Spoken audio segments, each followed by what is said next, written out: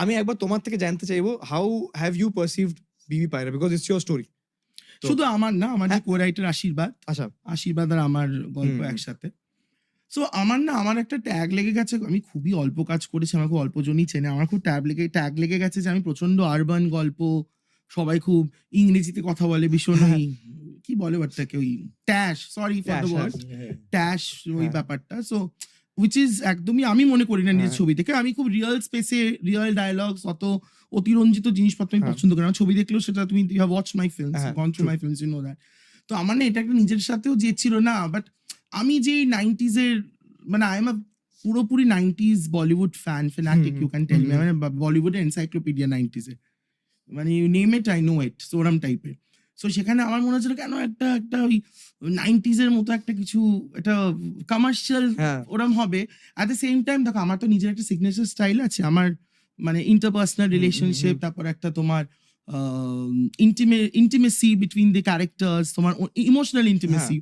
তোরা আমি ভাবলাম দুটো মহিলাকে, আর আমার ছবির তো অলওয়েজ একটা উইমেন ওই ব্যাপার থাকে, women characters are very strong. So আমি ভাবলাম যে কেন না এরম, আর সবসময় আর আমি যেই স্বস্তিকা দি আর পাওলি দি যে রোলটা প্লে করছে, শিউলি আর ঝুমা, তো roles are rarely written for these মানে এজ ব্র্যাকেটে। ইনফ্যাক্ট ওভারঅল ইন্ডিয়া তো রোলস আর খুব কম লেখা হচ্ছে।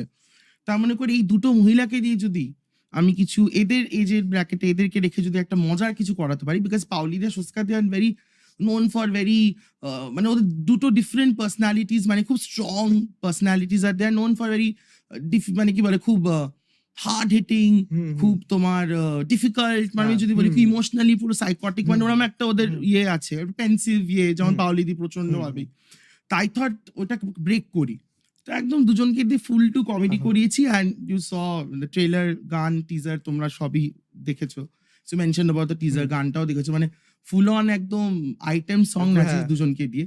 মানে আমি বলছি why should boys have the fun, how much why should only young girls have the fun, মানে why not these two women? So that was the main idea. তো আশীর্বাদের আমরা না ছোটবেলা থেকে খুব মিক্সড কালচারে বড় হয়েছি, আমার স্কুলিং এন্ড এভরিথিং, আমরা সবার মধ্যেই বড় হয়েছি। তো আমাদের কাছে না ওইটা মানে এখনকার দিনে না খুব ওই জেনজি, মানে ওদের মধ্যে খুব আছে, ওর কাছে এটা আমার কাছে না, আমরা কিন্তু আমরা বড়ই হইনি, আমরা সবাই মিলেমিশে বড় হয়েছি। তো অনেক মিক্সড কালচার, মেল্টিং পটের মতো ছিল।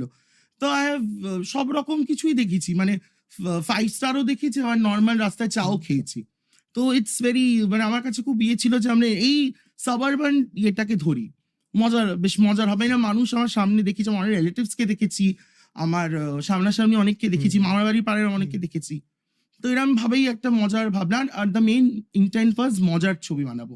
কারণ আমি লাস্টে ডিপ ফ্রিজ বানিয়েছি, খুব হেভি দুঃখের ছবি, দুঃখের ঠিক না, মানে it was very heavy. This is also very heavy, but এটা তোমার অন্যরকম ভাবে তোমাকে হেভি করবে when you watch it, but in a funny way.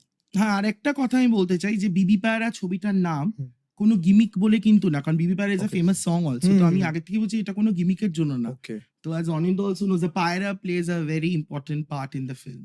So the Pyra is kind of a catalyst in the whole movie. So yeah, you have to watch the film for. একটা আমি motion poster দেখলাম যেখান থেকে পায়রাটা বেরোচ্ছে। আমাদের poster তো পায়রাটা খাঁচার বাইরে, বাকিরা খাঁচার মধ্যে।